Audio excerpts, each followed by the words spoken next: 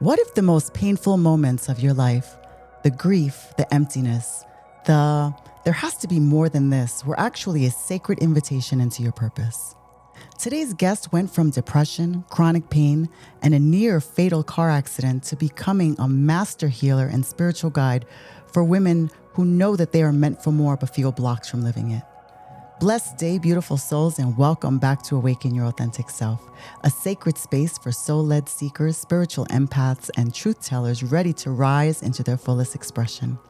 I'm your host, Jessica Rooks, and on this channel, we explore the tools, stories, and spiritual truths that help you come home to who you really are and live from your deepest alignment. Today, I am deeply honored to welcome Cheryl Stelte, spiritual coach, master healer, best-selling author, and founder of the Star of the Divine Light Institute and the Azarias Energy Healing Certification Program. Over 30 years ago, Cheryl had a life-changing experience on a beach on Vancouver Island. A radiant ball of white light filled with unconditional love appeared before her, and she recognized it as the presence of her younger brother who had taken his own life. That moment and the message he brought set her on a path that would completely transform her body, mind, and soul. Since then, Cheryl has healed her own depression, PTSD, chronic physical pain, and deep emotional wounds, traveled the world, lived with indigenous tribes like the Maasai and the Shuar, survived a near-death experience in Uganda, and finally accepted her soul's purpose as a powerful energy healer and teacher. Now she devotes her work to supporting mature women who feel blocked but know they're meant for more, helping them clear subconscious patterns, reclaim their voice, and step into a higher, more authentic level of purpose. Thank you for joining us today, Cheryl, and welcome to Awaken Your Authentic Self. I am so grateful and excited to dive into your story, your wisdom, and the path of healing and empowerment you've walked so courageously. Oh, thank you, Jessica. It's such an honor to be here. You're such an amazing woman. Love your show. And it's just such a joy to be here with you and be of service alongside you. Thank you so much. I truly appreciate you for that. Well, let's dive into you. Cheryl, I would love to begin at that powerful moment on the beach on Vancouver Island. Can you take us into that experience, the ball of white light, your brother's presence, and share what shifted inside of you in that moment that ultimately put you on the path to becoming an energy healer? Yes, I would love to share the experience, and I'd just like to give a little bit of background first. Sure. I came from a family. I thought we were very close-knit and loving and spent all the holidays together. My husband and I had moved away to Vancouver Island, but always returned home for Christmas and multiple times a year with our two children. Everything was going what we thought was really great until I realized that we had serious problems in our marriage, and I ended up telling my husband I wanted a divorce. And then 3 weeks later, my younger brother, told the family that he and his wife were getting a divorce. And then 3 weeks after that, my dad called me and told me he was leaving my mother on Christmas, on the day after Christmas, what we call in Canada Boxing Day. And he was telling her then so I could be there for her. So this loving, close family was unraveling and crumbling. And it was not long after that my brother took his life. Wow, I'm so sorry. So I was trying to start over in my life, and I had tried therapy, groups, read self-help books, started to do yoga, all those things. And so when this happened on the beach, oh my gosh, nobody that I knew back then was on a spiritual journey. Right. Not one person in my field, anywhere in the world that I knew was meditating. So here I was lying on the beach. And like you, with the two orbs that you saw, this suddenly, my friend was doing kinesiology on me, and this huge ball of white light was hovering above me. And I, all of a sudden, I knew it was my brother, and it was just radiating so much Mm, love. It made me weep, the intensity of the love. right. And he ended up speaking to me through my friend who had never channeled a spirit at all. And his message to me was to start meditating. And I was suffering from severe depression at the time. I was diagnosed and I had been on very strong medication for a few months. And I really didn't know why he wanted me to start meditating. But what ended up happening after I took that first meditation course, my body wanted to breathe with long, full breaths. And Mm, that was not what was taught. And even when I said to the instructor, it's like once I start meditating, my body wants it's like my belly, I just want to breathe in these long breaths. And she said, no, no, you just breathe with your normal everyday breath. So once I finished the course, I just eventually let my body do that. And I didn't know it was the gateway to my subconscious. And I not only did I start to feel better, but I started to heal myself. I right. started to access the subconscious, all the blocks that I talk about today. And so I've been doing that really for 32 years now. And I just don't get any more fulfillment or joy out of anything else other than helping other women do the same, clear their blocks, rise up, get the clarity from their true selves, their higher self, and move forward in ways they never could have deemed possible. I love that. That is such a beautiful story. And yes, I did share with you that the story of the two orbs, and it was the same thing. Like he didn't see them, I saw them, and then they just came through, and I just ended up channeling messages from my friend. And that was just an experience that was beautiful for both of us. For him, because he got the comfort he was looking for and the answers to the questions he was looking for. And for me, it was just like I felt like it opened me up in a whole other level to allow me to be such a blessing to someone. That's what I felt like, was just a blessing to him. Yes, yes, it really is. When we open up, we can open up to the divine moving through us. And so it really isn't us doing the work. Hmm. And we are all one. And so it's just so beautiful that you were able to open up that way. And even during that weekend with my friend, I was eventually able to communicate with my brother's spirit. And we had asked him if if he had gone to the light, or if he had, stayed behind in the beginning, and he Hmm. had stayed behind, but then he eventually did go to the light, and his spirit was working at that time for some time, helping people who were depressed, bipolar, suicidal, Wow. all that sort of thing, feeling so alone in the world, etc. So he had his work to do as spirit.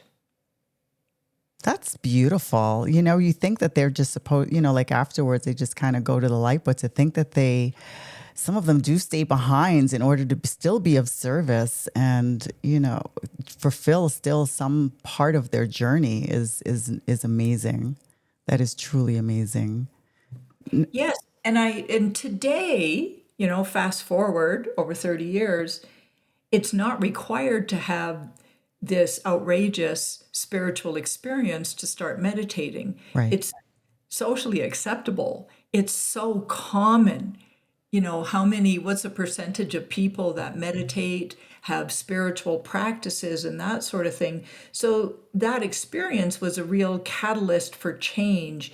And it opened me up, which I'm sure it did you too. I don't want to Hmm. speak for you, but opened me up to know that there is so much more, confirmation that yes, there is so much more than we realize, because when his spirit came to me, I couldn't say anything to my friend. She was just talking so fast, doing all this clearing, this energy clearing and her kinesiology. And then she said, "It's your brother. Oh my gosh, he's here." And I said, "I know." So I hadn't said a word, and she felt his presence as well. So it was extremely validating. Right. I wasn't off my rocker. I didn't imagine it. And a person doesn't have to have that today to, start or move forward on a strong spiritual journey. And I mean, a spiritual journey to me is all about healing and empowerment. And you can't have the empowerment piece, the clarity, the evolution without the healing. We must acknowledge what's in the subconscious, release it, and move more into flow, presence, and the light of our being, our divine nature. Absolutely. Absolutely. Now, Cheryl, you shared just now that meditation helped you to heal depression, tinnitus, chronic neck and shoulder pain, and deep emotional wounds. For someone who's listening, who's in that place of pain right now, what were the first practical steps that you took that made the biggest difference? And what would you invite them to try today? Well, the first thing I did, I ended up with a pinched nerve in my neck in my early 30s, and I experienced chronic pain for I don't know how long from that. So the first thing I'm going to say is move your body somehow. Yoga, stretching your muscles, no matter what, whether you're in pain or not, Right. the body is meant to be moved. The deeper work, and it really helps, it supports everything when you honor the body, when you love yourself and have some form of movement. Even fast walking with long paces really helps the spine and everything. But it was really about me going inward and discovering the repressed emotions that I didn't allow myself to feel when I was really young. And similar to many people at the time, we didn't talk about our emotions. Right. All humans, we are all conditioned in a certain way. Some of us have, taken on more in this lifetime as a soul. I believe that we choose our journeys, and some of us, the older souls, take on more. And it seems like I only work with those older souls that have been through a lot. But it's allowing yourself to access what's in the subconscious, what you're not even aware of. And that's what the blocks are. That's what wants to be healed. That's what our wounds are. And science has proven that trauma and all our wounds are imprinted in the right side of the brain, the subconscious, through physical sensations and emotions. It is not through linear memories. The worst traumas, we cannot remember start to finish when it happened a long time ago, because memories in the subconscious are always fragmented. So the number one thing people might worry about if they know they had a difficult past, I don't want to remember all that stuff. Right. And you don't have to remember a thing. I just did an energy healing session with a woman earlier today, and we end up blocking things out. So when I do chakra readings on people, I see energy, I see where the blocks are, and I see where the lights are flowing well.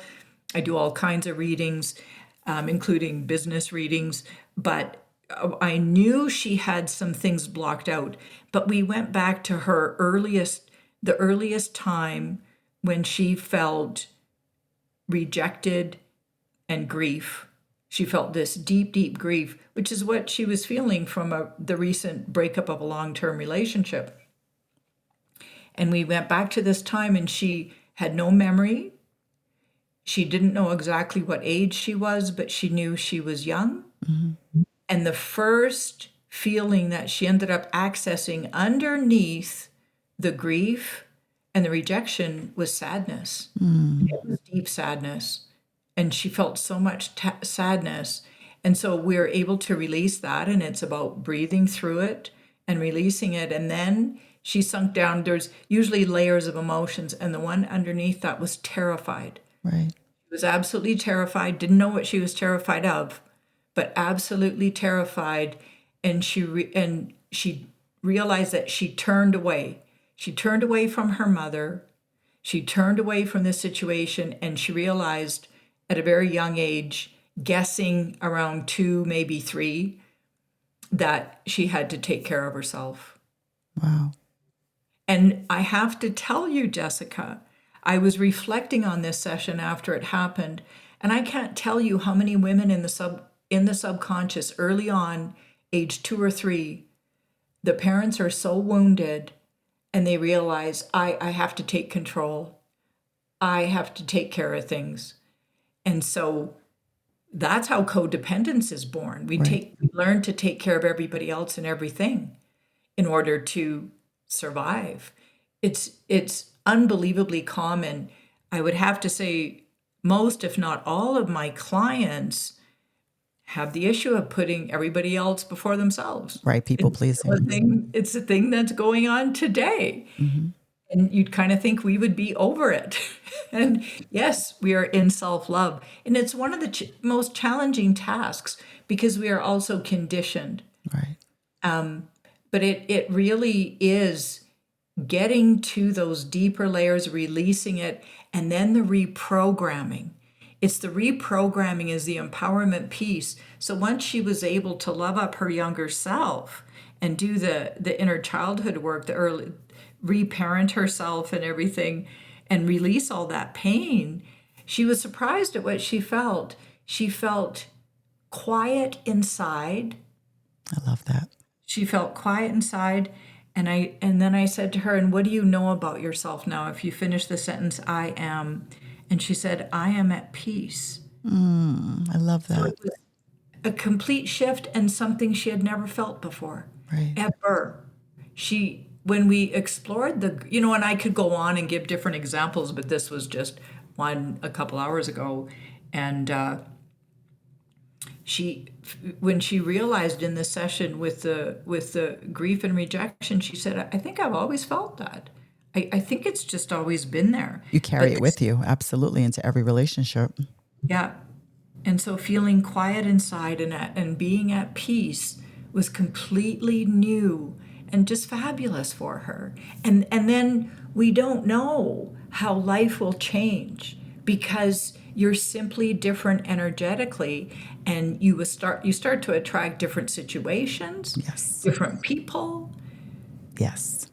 different environments, different health, everything. And so with the pain in the body, it's the traumas are stored in the body and the pain starts to release. I mean, I'm well into my 60s and I've been pain-free for, oh my gosh, I think like 25 years. Oh, that's wonderful. Pain. I mean, occasionally I'll have some pain, but it's rare. I don't remember the last time I had pain, or let alone ongoing pain. So you don't need to have pain. I tell that to people all the time, especially, again, I'm like you, Reiki sessions, and it's, the pain is not supposed to be there.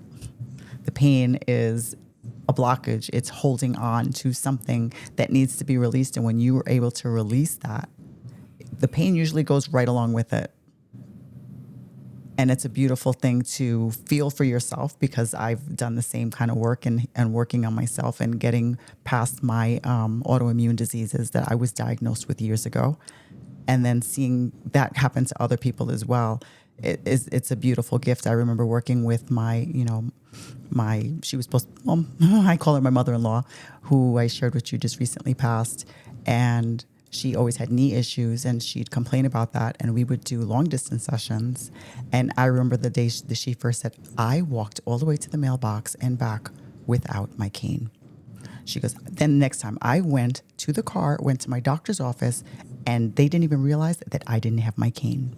She goes, then the next week I went out into the garden and did something I haven't done in years, and I was weeding my garden. Like, just to hear that. Yes. I love it. And it's not that hard. Right. We just have to be willing, and I have to say even desperate for change. Yes. Desperate to release the pain, where you feel like you'll do anything, and then it'll happen. And have enough trust and faith, and yes, it will definitely happen. So true. Now, Cheryl, you and I have this very much in common. You describe having a life that was comfortable and successful by society standards, yet feeling this deep emptiness and a call for more. How did you find the courage to sell everything, step into the unknown, and trust that inner call when nothing on the outside was wrong? It was it was funny because I had a spiritual interior design business at the time, and yes, I was quite successful. I had it made. I mean, I was really living the life in the eyes of so many people, and but yet there was something missing. My level of fulfillment was waning, and it was going to the wayside, and I just found like I was going through the motions with my work, and I didn't have that joy, the level of fulfillment that I used to have. And so I did what most business owners do. I hired a coach, and I did this whole map, and we worked on all these things, and she said, well, you just need something new. And so I was exploring that, and no matter what I came up with, it just wasn't quite right. It just wasn't it. Wasn't happening. And at the time, my daughter was going to Costa Rica to save the sea turtles. Oh, turtles, tortugas. Yeah. And she went for quite some time, and she had a week and a half ahead of time before the program started. And I said to her, hey, why don't I go with you, and we'll have a little holiday together? And she was thrilled.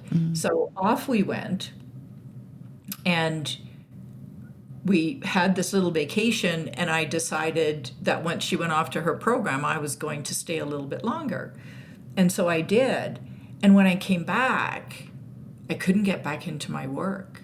I was like, what is wrong with me? And it's often, when you go on vacation, it's kind of challenging to get back into the swing of things. So I thought, all right, at first I brushed it off. Just normal, you'll be fine. But every day, it was like dragging myself to work. I was like, what's going on? And the long and the short of it, I ended up selling everything. Sold my business, sold my house. I had a little revenue property, sold that, sold my van. Everything, I kept 2 suitcases. The person who bought my home bought most of the furniture in it. Wow. And off I went, and I ended up traveling to, Central America, almost every country in South America, learned to speak Spanish, 5 countries in Africa, lived with the Maasai and the Shuar people in Ecuador, like I said. But what I didn't know, I was in what's called the true dark night of the soul. And I say the true dark night because I think there's a misperception today. A lot of people think, oh, I'm in a dark night, like it happens multiple times. And a true dark night, a true spiritual dark night that's developmental, it's based in the step of spiritual realization that you're at. And it's a time, the dark night of the soul is very much a time of unlearning, allowing, and surrendering. And it's a time when whatever you become a master at something. And I was definitely a master at being a spiritual interior designer. I was very good at what I did. And I had the classic signs. The fulfillment level plummeted. Things and if I would have stayed, what often happens, people's lives start to fall apart. I mean, a lot of people that come to see me that are in that dark night of the soul, a relationship has ended, the loss of a job, lack of fulfillment. I mean, so many things can be going sideways in their lives. And so I didn't have a spiritual teacher to help me through it. And I ended up traveling, and it was very much a spiritual pilgrimage for me. And then I came back, and I was wondering, and it was all about, what is my purpose? Right. What is this all about? Why am I here? And I still couldn't see that my purpose is to be the spiritual leader that I am. And I just couldn't see it. And it was, I look back, and it just seems so silly. But it took a lot for me to see it. And it's like the divine had to knock on my door a number of times and stick it right in my face for me to finally go, okay. And even when I did try and accept it, I kind of had a meltdown, like, all the imposter syndrome. Oh, I don't have enough training. I mean, I I had have, that conversation yesterday. There's no MD, no PhD behind my name. There's not even a D in my name. It's like, but spirit draws you to what it draws you to. yeah, And if yeah. you decide to sit back and say, well, maybe this isn't for me, it's like you said, your life will start to fall apart until you just let it go and have trust and faith and go with the flow. Yeah, and allow it. Yeah, allow So it. once and I was often leading meditation groups. I did a lot of spiritual work for my clients, but I didn't own the title. I didn't own the hat. It was always my side gig. And it's not like I could really own it. And that's all it really was stepping into that. And here I am, I've been doing this work full time now for quite some time. And I've written 3 books, which for a long time, I thought I would write 1 book, but here I am, and it's just so fulfilling. And I'm still doing my work. Right. There's always a new layer, but I have to say, it's just so worthwhile, and the highs are always higher, and the expansion is always greater, and the unity consciousness and the oneness is always at a new level. So we keep up leveling, and it's more about the collective, Right. and having the greater influence. So here I am, and we're all meant to find our way. And it's Absolutely. clearing the blocks and accepting all that we are and aligning to the truth of our being. Absolutely. Absolutely. And I feel that completely because I speak on this, and it's just like, I just felt miserable. I felt like everything, like you said, I had everything going for me. I was at the peak of my career with I was actually being given an opportunity to even move up further. And I just said no. And they were like, what? I was like, no, this does not fit anymore. It doesn't feel right. Like, it felt like it was making me sick at a point where I had already felt like I had healed myself. So Yeah. it wasn't until I did exactly like you, just let everything go, grabbed a couple of suitcases, moved to Europe, and all of a sudden everything is flowing. It was no longer my side gig. It was my main gig. And once it was my main gig, everything just flowed naturally, as though it was meant to do that all along. So you figure if I would have stopped fighting this a long time ago, I could probably be a whole lot further ahead. Well, it's actually progressive, and people are often in Yeah. that for some time, because it's step 6. Step 5 is becoming a master at something. So you mastered corporate America, and then you started to enter into the dark night, and that's your step 6. And it really is, the sooner you surrender, the better. So you didn't accept it. You allowed to see what would happen. You moved to Europe, and then that moves you. When you're in acceptance and surrender, you move into step 7, which is unity consciousness. So then you felt everything started to flow. Did you find there was so much light in your being, so much more light around you? Everything's like so uplifted, and people are really connected, and you experience the unity. I've become, all of a sudden, like, everybody around me is so much more aligned, and like meeting people like you, and having these different opportunities that just have me connected and having conversations that are so much deeper and more meaningful than anything I've ever experienced in my life. And now it's a point where I'm no longer I'm not Jessica. I just am. I do things and I'm present when I do them. I go for a walk. I don't need music in my ears. I just want to be where I am. I just want to experience every day like it's supposed to be experienced, as a brand new day and a brand new opportunity. It's so wonderful, and I'm so glad you made it through without a teacher. It's rare to get through it without someone helping you, and I just have to say almost all my clients, that's where they're at. And it's the number one thing. I just love love to help people get through the dark night of the soul and into unity consciousness. It's so rewarding. It's such a joy to witness and walk alongside them. I can hear it in your voice. I love it. Now, you just mentioned living with the indigenous tribes like the Maasai in Kenya and the Shuar in Ecuador, and you also had a near-death experience in Uganda. If you had to pull out one or two core truths about healing and purpose that those experiences awakened in you, what would that be? Well, living with the Maasai, that was intense. I lived in a hut. I, carried water from the river on my back in a 5-gallon drum and gave myself, bucket showers outdoors. I mean, it was primitive, had to boil the water and everything. And the Wow. Shuar, I did live in a wooden shack in the Amazon jungle. And when I traveled, it was so much about learning about the people, learning about cultures, and living with them, like them, traveling with them. I wasn't staying in the fancy hotels. And sure, at times I would, but it was really experiencing life through their eyes, through their hearts. And I really felt that we really are united. There is no separation. That became easier and easier to experience their lives as them.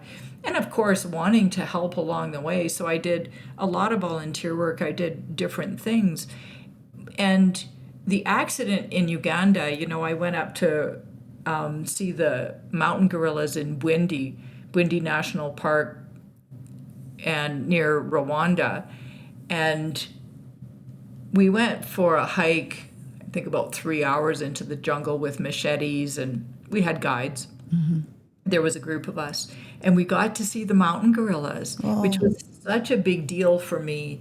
It really is fantastic. That was just so memorable, and to really see how human-like they are and how they behave like a family. And the silverback calls the shots. They're pretty old school that way. But it was a fabulous experience.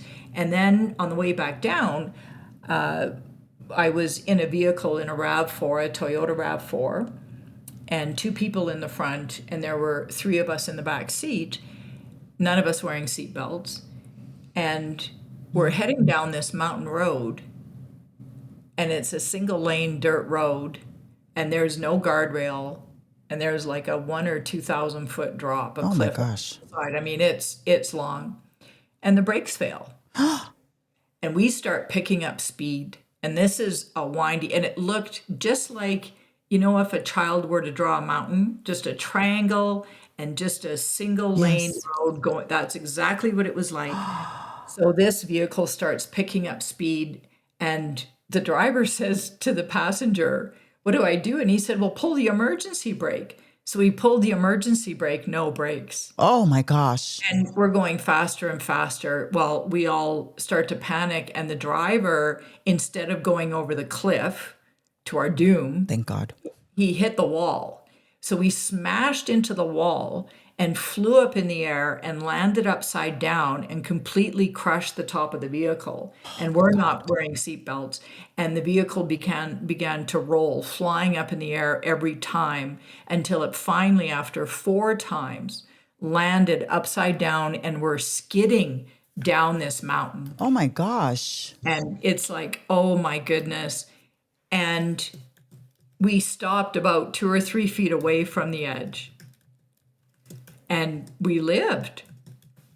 So what happened to me when we were going down, I thought for sure we're going to die. Right. I wasn't thinking positively. I was Also a terrified scary situation to be out of thinking my positive. mind. And I just said, "No, God, please save us." I kept thinking we're going to die. We're going to die. I kept seeing us going over the cliff. And then I said, "No, God, please save us. Please save us." And I just waited.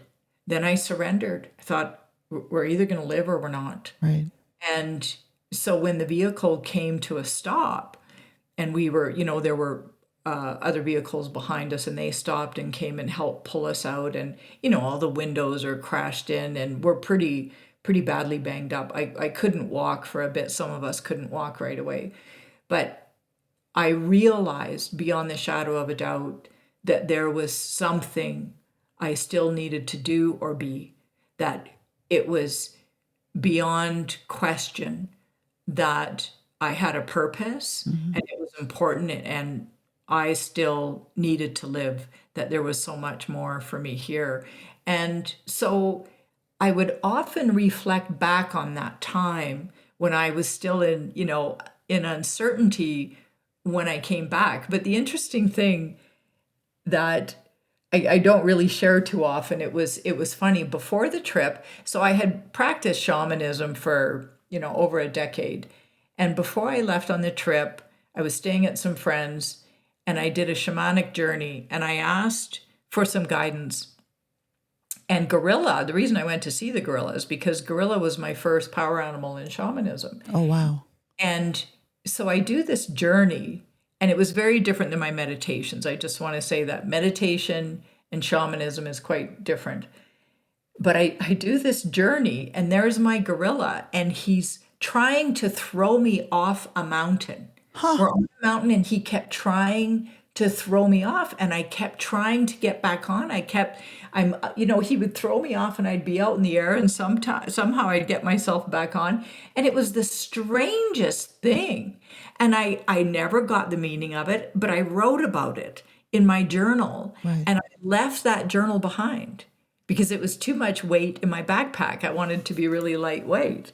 So I left it there and completely forgot about that until I came back and I read it. I was like, wow. Holy cow. The way they speak to us. That's a story. Holy cow. They're definitely trying to let you know that something was going on. Yes. Oh my goodness. Now, let's talk about your work. Now it focuses on mature women. I'm like, ooh, I'm still trying to breathe. Your work now focuses on mature women who feel that they are meant for more, but they feel blocked. From your 30 plus years of experience, what are the most common subconscious blocks that you see in these women? And how does your Azarias energy healing approach help them move from blocked to truly powerful and purpose-led? Mm-hmm. So there's many ways to describe the blocks. And what blocks are, they're imprints. So when I do chakra readings, I see the chakras and all our energy as light and dark. I see black where we have our blocks, and those are our wounds, our traumas, and I see light where energy is flowing well. And so the most common blocks that I see are subconscious beliefs that are rooted underneath emotions. So emotions are often, it can be anger, fear, sadness, regret, disgust. Confusion is common when you get deeper down in the emotions, and shame, disconnection, numb. Feeling numb is an emotion because often we shut down because we just can't survive the emotions. It's too much. So we push it deeper into our subconscious. And I noticed that some people do that. They push things so deep because it's just too hard to process, too hard to deal with. And it's primarily because we don't have the emotional resource that we need. And let's face it, people never used to know how to be an emotional resource. Right. They didn't know how to process their own emotions, let alone help a child process theirs. It was more like you were told what to do and that sort of thing.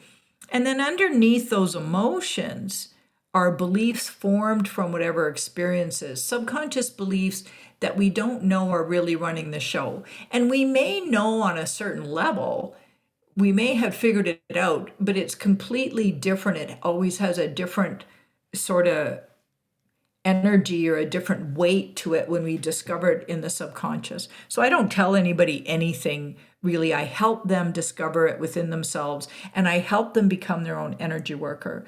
So to me, the four main subconscious beliefs that are at the root of our blocks, and they all have offshoots, are not in any order. I'm not enough. I don't matter. I get a lot of women to I don't matter. So they don't think it consciously, but there's a part of them, I don't matter. I'm unworthy and I'm unlovable. And it's these things are playing in the background, playing underneath along with the emotions. So when we feel certain emotions, number one, we attract certain situations to create those emotions again. Right. Law of attraction. Yeah. And so it's like these wounds are magnets, and they're kind of like snowballs. They keep growing and growing and growing over the years, and we keep attracting more and more without even realizing it. So what I do is I help them go into the subconscious, and we access these subconscious blocks and clear them, so we stop attracting those kinds of situations, and we reprogram ourselves, and your light starts to flow.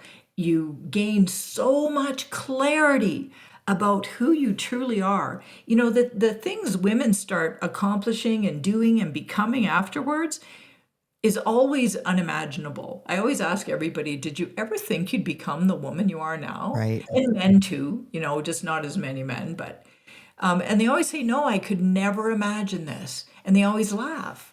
And so it's getting that inner clarity, because when you don't have clarity, you don't know where you're going, you start to doubt yourself, and yet you have this nagging feeling that you're meant for more, but you can't find it. Right. You and I'm sure you felt that too. I Yes.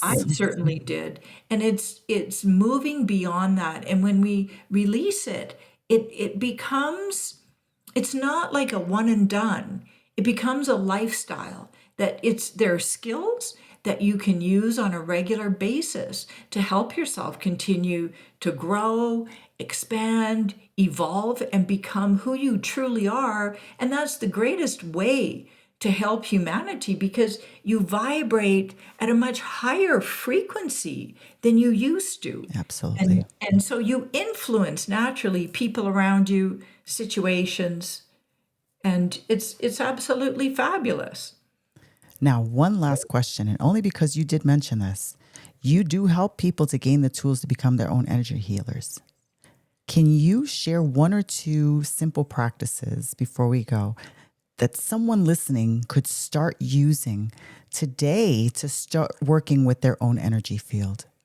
Well, thank you for asking me that, Jessica. And I would love to put in the show notes my 3 powerful meditations so they can try this at home. Perfect. Thank you. You can just click the link, but let me describe quickly. So you want to breathe with your lower abdomen while you're sitting in a chair, upright, meditation, shoulders relaxed and down, feet flat on the floor, breathing with the lower abdomen. When you breathe in a long breath to the count of 6 or 8 seconds in and 6 or 8 seconds out, it changes your brain function, and it helps you access your subconscious.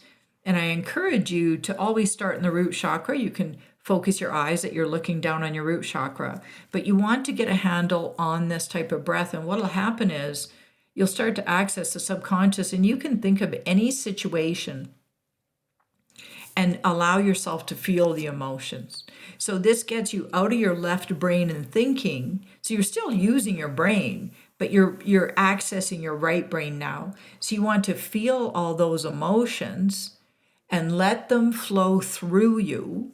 And then you can ask yourself, when did this first begin? And you can go back in time to when you first felt those emotions. And that's where the deep healing work happens. And so many of my clients who've done years of all sorts of alternative therapies, etc., say nobody goes deeper than you, Cheryl. And it's just all the years of practice, but that's where you get the biggest bang for your buck. When did it begin? Because you pull it out at the root. And you can have physical sensations, you might get pain or that sort of thing, but think of that as like a flower on the dandelion. That's not the wound. If you want to pull the wound out, you've got to pull it out at the root. So just like a dandelion, you have to get down to the tip at the bottom and pull it out. And that is the deepest emotions. So you follow the emotional thread, you feel through all that, you discover what your subconscious beliefs were, and then you reparent yourself, and then you feel your younger self will feel different. Just like that client of mine I told you today, she felt quiet inside, Right. she felt at peace, and you keep doing this and you learn more and more of who you truly are and who you are not. That's the most And important part. your whole world will change. Your whole world will shift. Thank you. Thank you. And everybody listening, Cheryl's going to share that with me, and I will have them in the show notes. Cheryl, thank you so much for sharing your powerful story, your vulnerability, and your medicine with us today. From that radiant ball of white light on the beach to living with the Maasai and the Shuar, to surviving the near-death experience and finally accepting your soul's purpose. Your journey is such a reminder that our deepest pain can truly become our greatest portal to purpose. And to everyone listening, I really want to honor you too. If something Cheryl shared today stirred something inside of you, a memory, a longing, a yes, that's me, I meant for more, that is not an accident. That is your own soul inviting you deeper into your healing and into your authentic power. Cheryl, thank you again for being here, for the work you do with women all over the world, and for the light you carry. It has been a blessing to share this space with you. Oh, thank you, Jessica. It's truly been an honor. And to you, beautiful souls tuning in, if this conversation spoke to your heart, like the video so more people can find it. Subscribe to Awaken Your Authentic Self if you haven't already, and share in the comments what was the one moment or message that Cheryl said today that landed deepest for you. And like I said, all of her information and her links will be in the show's description. If you feel someone in your life is quietly struggling or knows that they're meant for more but feels blocked, please share this episode with them. You never know how one story, one insight, one yes to their healing might change everything. Thank you for being here, for doing your inner work, and for choosing to awaken your authentic self, not just for you, but for everyone your light touches. Until next time, I'm Jessica, and I will see you in the next episode.